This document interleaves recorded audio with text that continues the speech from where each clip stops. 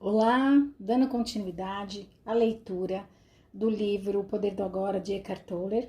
Estou aqui no capítulo 8, O Vício e a Busca da Plenitude. Se você ainda não me segue nas redes sociais, Carla Palamone, @plenamente, se você não está inscrito aqui no canal, já aproveita, curte, se inscreve, que isso ajuda eu aparecer para mais pessoas. E se você gosta do conteúdo e acha que faz sentido, que isso deve chegar a outras pessoas também, quando você curte, comenta e se inscreve no canal, ajuda que isso chegue a mais pessoas. E a gente quer um mundo feliz? A gente quer um mundo melhor? Então, vamos fazer a corrente do bem?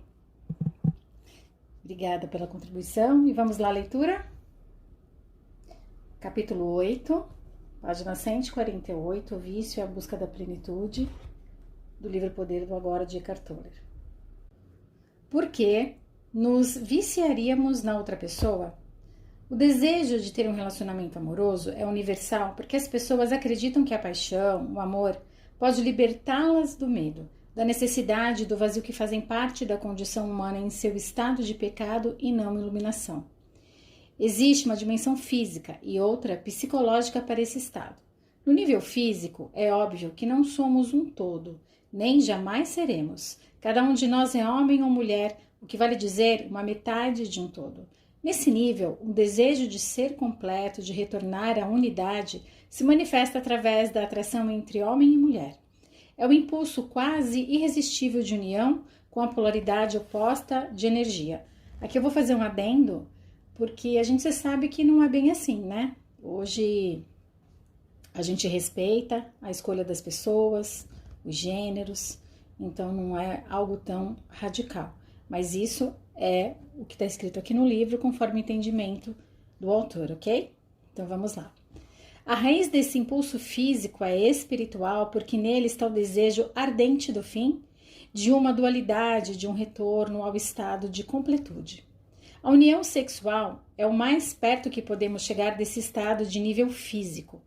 Essa é a razão pela qual ela é a experiência mais satisfatória que o reino físico pode nos oferecer. Mas a união sexual não passa de um lampejo breve de plenitude, um instante abençoado. Enquanto ela for inconscientemente vista como um meio de salvação, você a verá como o fim da dualidade no nível da forma, um lugar onde ela não pode ser encontrada. Você teve um lampejo do paraíso, mas não pode ficar ali e se percebe, de novo, em um corpo separado. No nível psicológico, a sensação de falta, de não estar completo, é até maior do que o nível físico. Enquanto houver uma identificação com a mente, o sentido do eu interior é dado pelas coisas externas. Isso significa que você extrai o sentido de quem você é de coisas que não têm nada a ver com quem você realmente é, como seu papel na sociedade, suas propriedades, sua aparência externa, seus sucessos e fracassos, seus sistemas de crenças, etc.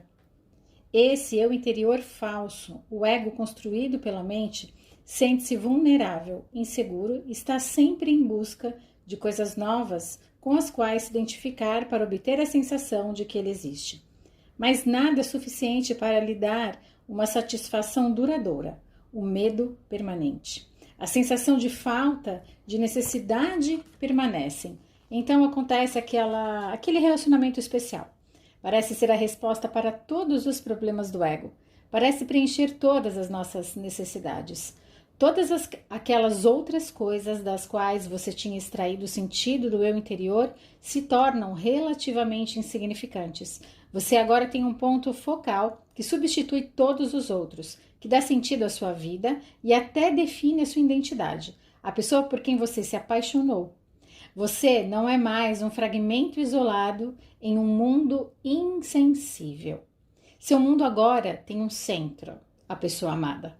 O fato de que o centro está fora de você e, portanto, você ainda tem um sentido de eu interior derivado das coisas externas, para não importar muito num primeiro momento.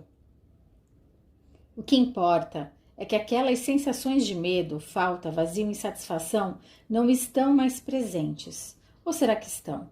Será que elas desapareceram ou continuam a existir por baixo da aparente felicidade?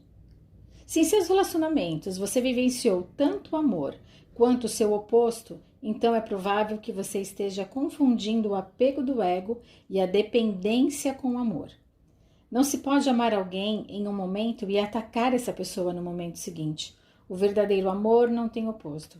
Se o seu amor tem oposto, então não é amor, mas uma grande necessidade do ego de obter um sentido mais profundo e mais completo do eu interior.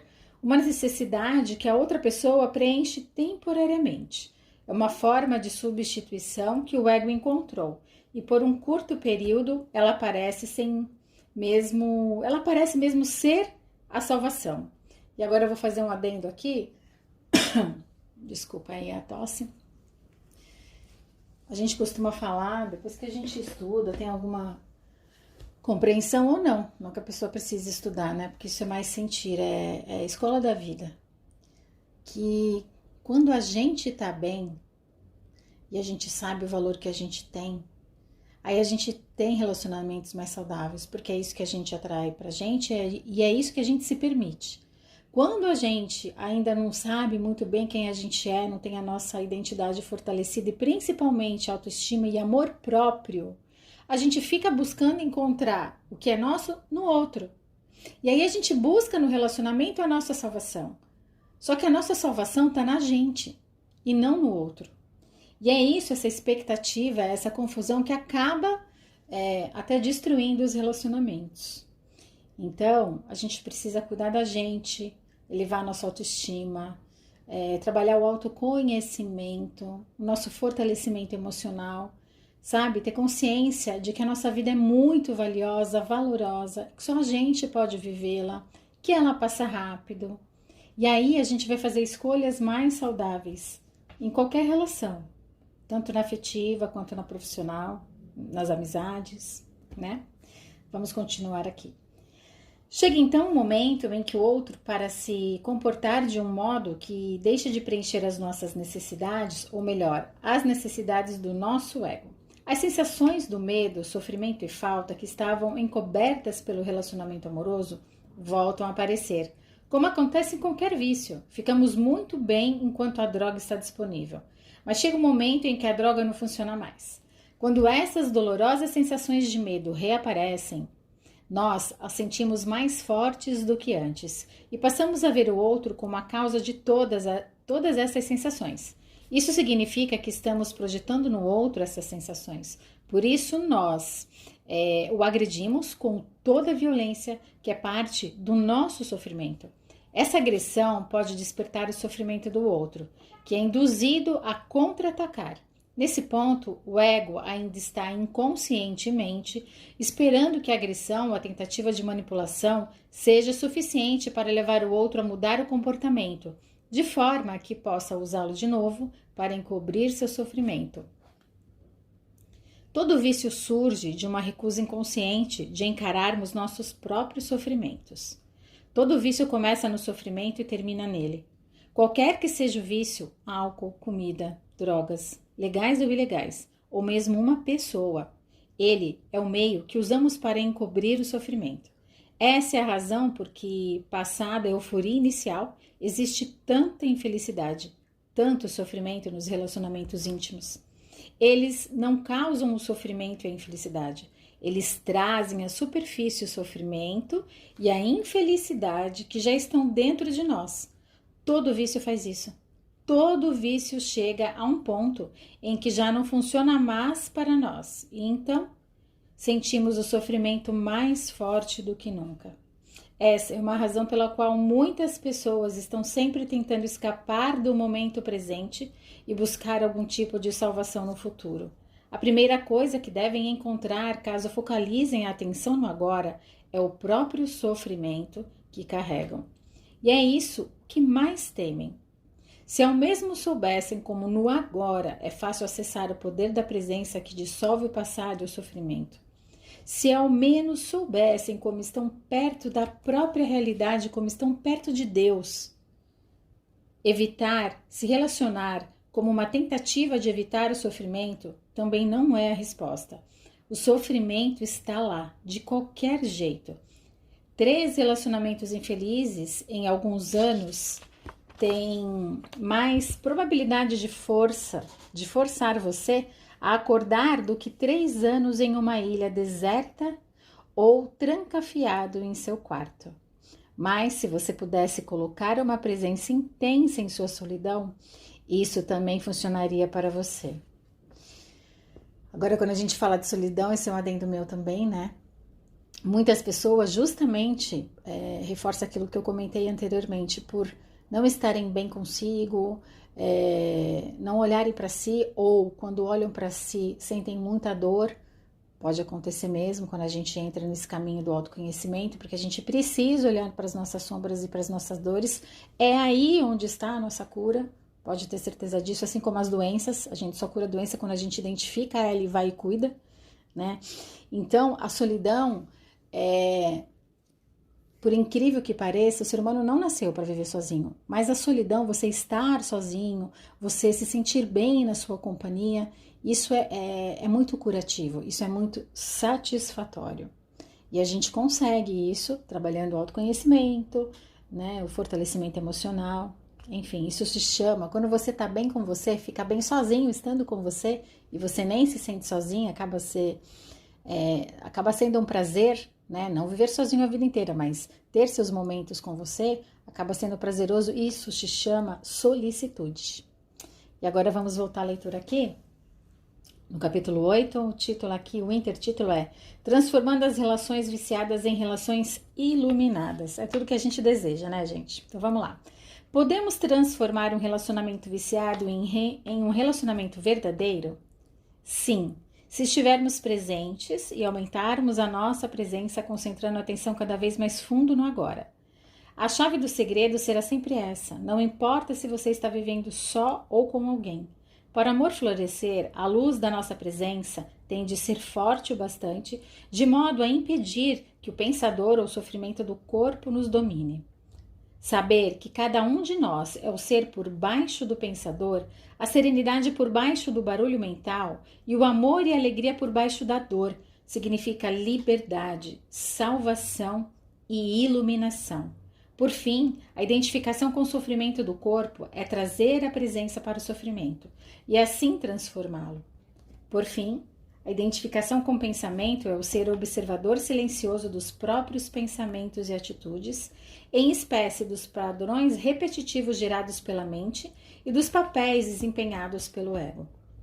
Se paramos de injetar autossuficiência na mente, ela perde sua qualidade compulsiva, que é o impulso para julgar e, desse modo, criar uma necessidade ao que é, dando origem a conflitos, tragédias e novos sofrimentos. Na verdade, no momento em que paramos de julgar, no instante em que aceitamos aquilo que é, ficamos livres da mente e abrimos espaço para o amor, para a alegria e para a paz. Em primeiro lugar, paramos de nos julgar.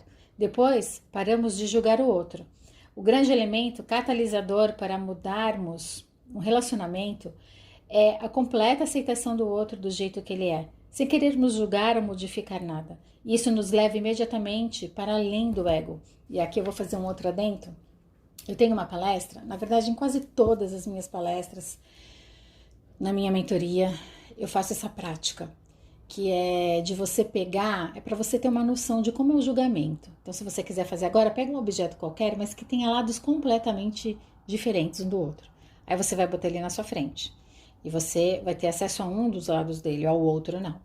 E aí você vai olhar e vai anotar, perceber as características desse objeto, né? Então, a cor, o formato, o que tem escrito, o que não tem. Percebeu? Agora pega esse mesmo objeto e vira do outro lado, que é completamente diferente. Agora, se eu te pedir para falar desse objeto, você vai traçar características completamente diferentes das de antes, mas ele continua sendo o mesmo objeto. Assim serve com julgamento. A gente julga as pessoas baseado no nosso ponto de vista.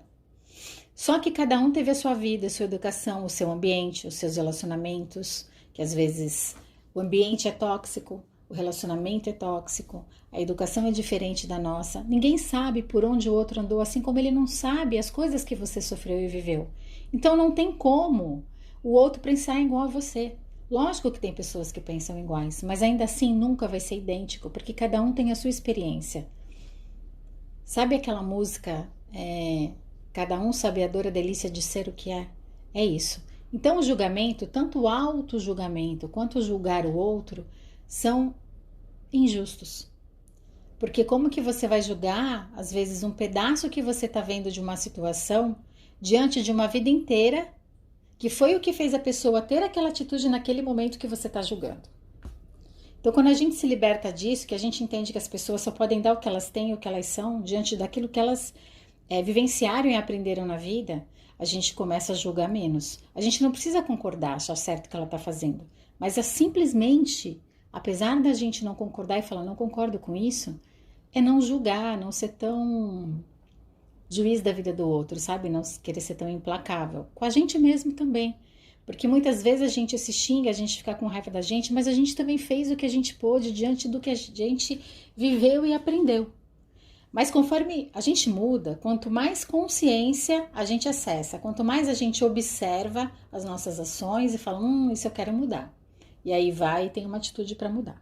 Mas eu vou parar por aqui, senão eu já dei uma mini palestra, né? E eu já entro até na questão do meu trabalho mesmo, que é isso que eu ajudo as pessoas a mudarem o mindset, né? O padrão mental e comportamental, enfim. Mas vamos voltar aqui para a leitura do Poder do Agora. Vamos lá. O grande elemento catalisador para mudarmos um relacionamento é a completa aceitação do outro do jeito que ele é, sem querermos julgar ou modificar nada.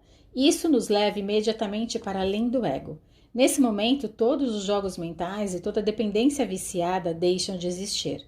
Não existe mais vítima nem agressor, acusador nem acusado. Esse é também o fim da dependência, de uma atração pelo padrão inconsciente do outro. Você então ou vai se afastar com amor ou penetrar cada vez mais fundo no agora junto com o outro. É simples assim. O amor é um estado de ser, não está do lado de fora, está bem lá dentro de nós. Não temos como perdê-lo e ele não consegue nos deixar. Não depende de um outro corpo, de nenhuma forma externa. Na serenidade do estado de presença, podemos sentir a nossa própria realidade sem forma e sem tempo, que é a vida não manifesta que dá vitalidade à nossa forma física. Conseguimos, então, sentir essa mesma vida lá no fundo de outro ser humano, de cada criatura. Conseguimos enxergar além do véu opaco da forma e da desunião. Essa é a realização da unidade. Isso é o amor. O que é Deus? A eterna vida única debaixo de todas as formas de vida. O que é amor? Sentir profundamente a presença dessa vida única em nós e dentro de todas as criaturas. Portanto, todo amor é o amor de Deus. O amor não é seletivo, assim como a luz do sol não é seletiva. Não torna ninguém especial. Não é exclusivo. A exclusividade não tem a ver com o amor de Deus, mas com o amor do ego. Entretanto, a intensidade do amor pode variar. Pode haver uma pessoa que atue como um espelho do amor que você dirige a ela e que o devolva de modo mais claro e mais intenso do que outras. E se essa pessoa sente o mesmo em relação a você, pode-se dizer que as duas têm um relacionamento amoroso. O vínculo que liga as duas tem o mesmo vínculo que nos liga a pessoa sentada ao lado do ônibus, ou a um pássaro, ou uma árvore, ou uma flor. Só o que diferencia é o grau de intensidade com que o sentimos. Mesmo em um relacionamento tido como viciado, podem existir momentos em que algumas coisas, uma coisa ou outra, uma coisa mais real, se destaca, algo além das necessidades doentias do casal. São momentos em que a sua mente e a do outro cedem por um curto período e o sofrimento do corpo fica temporariamente adormecido. Isso pode acontecer durante uma relação física mais intensa, ou quando o casal está presenciando o milagre do nascimento de uma criança ou na presença da morte, ou qualquer um dos dois está seriamente doente, ou qualquer coisa que faça a mente perder a força. Nessas ocasiões, o ser, normalmente escondido debaixo da mente, se revela e torna possível o verdadeiro entendimento. O verdadeiro entendimento é uma comunhão, a realização da unidade que é o amor. Normalmente, esse entendimento desaparece rapidamente. Tão logo a mente e a identificação da mente reapareçam, deixamos de ser quem somos e voltamos a brindar e a representar para satisfazer as necessidades do ego. Voltamos de novo a ser uma mente humana, fingindo ser um ser humano, interagindo com outra mente, representando um drama chamado amor. E outro adendo que eu vou fazer aqui, esse capítulo tá cheio de adendos, eu não tenho mais feito adendos, mas acho importante. A gente fala tanto do ego, e às vezes as pessoas levam pro lado como se o ego não fosse bom, só que a gente não existiria sem o ego. O ego é bom, o que não dá é para deixar ele tomar conta de nós, né? É isso. Vamos lá, continuando. Embora possa haver curtos lampejos, o amor não consegue florescer, a menos que estejamos permanentemente livres da identificação com a mente e que a presença seja bastante intensa para dissolver o sofrimento do corpo. Assim, o sofrimento não consegue nos dominar e destruir o amor. Aqui o outro intertítulo. Relacionamentos como prática espiritual. Quando a mente, todas as estruturas sociais, políticas e econômicas que ele criou entram no estágio final do colapso, os relacionamentos entre homens e mulheres refletem o profundo estado de crise no qual a humanidade se encontra atualmente. Como os seres humanos têm se identificado cada vez mais com a mente, a maioria dos relacionamentos não tem as raízes fincadas no ser. Por isso, se transformam em fonte de sofrimento e passam a ser dominados por problemas e conflitos. Nos dias de hoje, milhões de pessoas vivem sós ou criam os filhos sozinhas, por se sentirem incapazes de estabelecer um relacionamento íntimo ou por não desejarem repetir os dramas doentios de relações anteriores. Outras passam de um relacionamento para outro, de um ciclo de prazer e dor para outro, em busca de uma satisfação ilusória através da união, com a polaridade de energia oposta. Outras continuam a viver juntas em um relacionamento em que prevalece negatividade, em nome dos filhos ou da segurança, pela força do hábito, por medo de ficarem sós, por algum outro acordo vantajoso para o casal, ou vantajoso entre aspas, né, gente? Ou até mesmo pelo vício inconsciente da excitação provocada pelo sofrimento ou drama emocional. E agora outra adendo. É incrível como as emoções viciam, né? E a gente vicia e acostuma até com as coisas ruins. É incrível isso. A mente, quando a gente quer mudar, a mente é como se ela falasse pra gente, continua aí, porque pelo menos aí você já sabe como é. Então ela meio que começa a nos auto-sabotar, sabe? Porque a gente fala, é melhor você ficar aqui do que você ir pro desconhecido. Já pensou? Você não sabe o que vem pela frente. É natural a mente agir dessa forma, porque pra mente isso é uma forma de nos proteger, né? Por isso que a gente precisa fazer práticas aí de observar e se fortalecer, expandir a nossa consciência, para a gente perceber quando a nossa mente está nos auto-sabotando. Então, vamos lá continuar. Porém, toda crise representa não só o perigo, mas também oportunidade.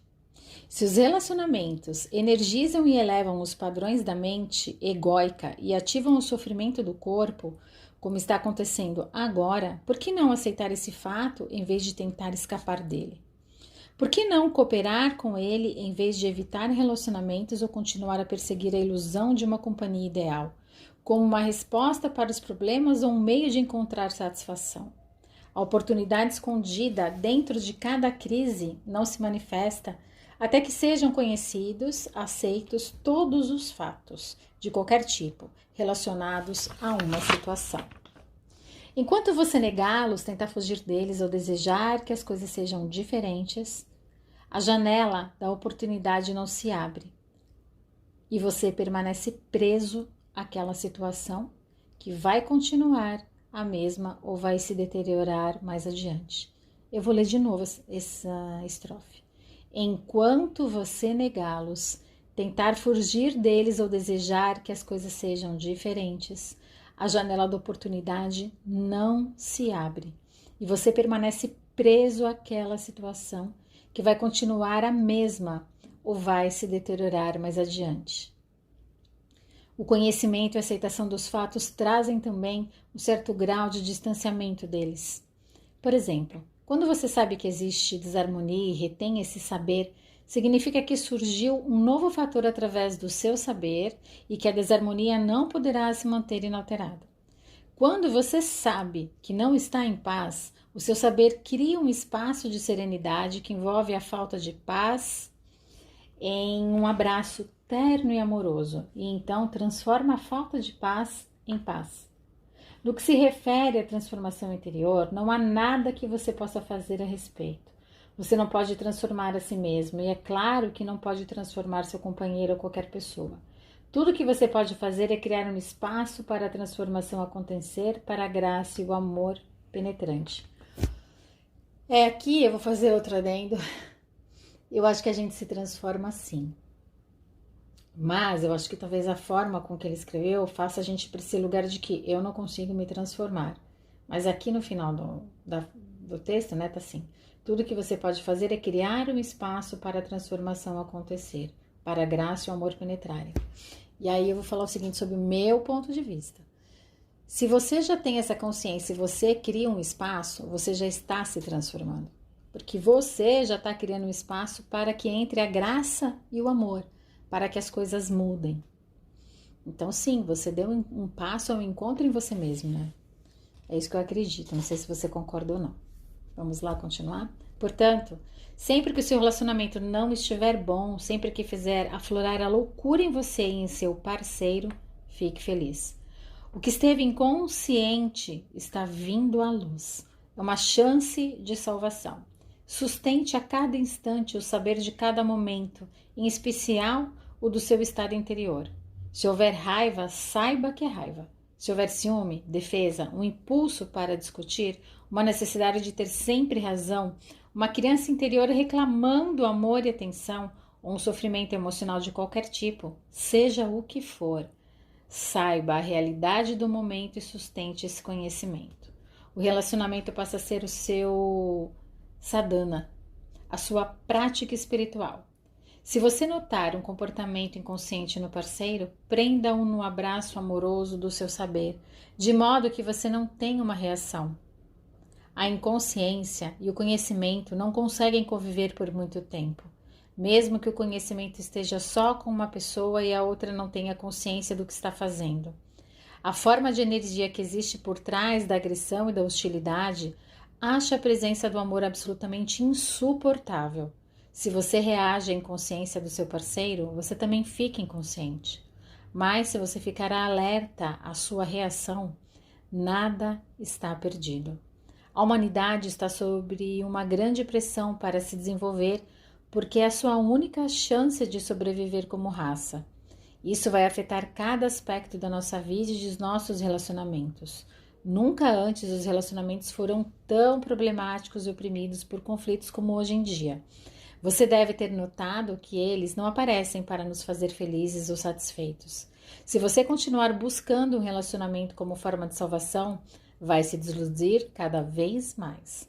Mas se você aceitar que o relacionamento está aqui para tornar você consciente em lugar de feliz, então o relacionamento vai lhe oferecer a salvação e você estará se alinhando com a mais alta consciência que quer nascer nesse mundo. Para os que mantiverem apegados os padrões antigos, haverá cada vez mais sofrimento, violência, confusão e loucura. Suponho que sejam necessárias 2 pessoas para transformar um relacionamento em uma prática espiritual, conforme você sugeriu. O meu parceiro, por exemplo, continua com suas antigas atitudes de ciúme e controle. Já chamei a atenção para isso inúmeras vezes, mas ele é incapaz de perceber. Quantas pessoas são necessárias para transformar a sua vida em uma prática espiritual? Não se incomode caso o parceiro não queira cooperar. É através de você que a sanidade, ou seja, a consciência consegue chegar a este mundo. Você não tem de esperar o mundo se curar ou alguém se tornar consciente antes de poder alcançar a iluminação. Pode ter de esperar para sempre. Não acuse o outro de não ter consciência. No momento em que a discussão começar, é sinal de que você passou a se identificar com uma posição mental e a defender não só aquela posição, mas também o seu sentido do eu interior. O ego está no comando. Você acabou de ficar inconsciente. Às vezes, isso pode servir para apontar certos aspectos do comportamento do parceiro. Se você estiver muito alerta, muito presente, pode agir sem o envolvimento do ego, sem culpar, acusar ou fazer o outro se sentir errado. Aqui eu quero falar uma coisa que eu indico e comecei a praticar na minha vida também, né? Porque quando a gente tá muito ferido e ofendido, a gente sempre aponta o outro, fala, você fez isso pra mim, você isso, você aquilo. E quando a gente faz isso, a gente tá alimentando uma discussão, jogando culpa em cima do outro, assim, enfim, não fazendo nada que vai elevar, pelo contrário. Então, eu indico que quando a gente for falar com o outro, é mais interessante a gente falar como a gente está se sentindo, sabe? Fale sobre você. Estou me sentindo chateada, estou me sentindo assim. E vai levando a conversa por esse lado. Porque a outra pessoa mesmo vai te dar a oportunidade de falar por que você está se sentindo assim. E aí você procura conversar de uma forma mais leve o que está acontecendo, mas sem essa agressão de a culpa é sua por eu estar me sentindo assim. E você está fazendo isso, sabe? Sai da acusação. É isso que eu quero dizer. Saia da acusação. Então vamos continuar aqui. Se o outro se comportar do meio inconsciente, abandone qualquer julgamento. O julgamento tanto serve para as pessoas confundirem o comportamento inconsciente com quem elas são, de verdade, quanto para projetar a própria inconsciência sobre a outra pessoa e se enganar, por causa disso, sobre quem elas são. Abandonar qualquer julgamento não significa não reconhecer a disfunção e a inconsciência quando deparar com ela. Significa ser o saber e não ser a reação e o juiz. Você não vai nem querer reagir ou poderá reagir e ainda assim ser o saber, o espaço no qual a reação é observada e onde ela se permite existir. Em vez de brigar com o escuro, você traz a luz. Em vez de reagir a uma discussão, você vê a discussão, mas ao mesmo tempo enxerga através dela. Ser o saber cria um espaço nítido de presença amorosa que permite a todas as coisas e pessoas serem como são. Extraordinário isso, né, gente? Não existe maior catalisador para que a transformação aconteça. Se você adotar essa prática, o outro não conseguirá ficar com você e permanecer inconsciente. Se os dois concordarem em fazer do relacionamento uma prática espiritual do casal, tanto melhor.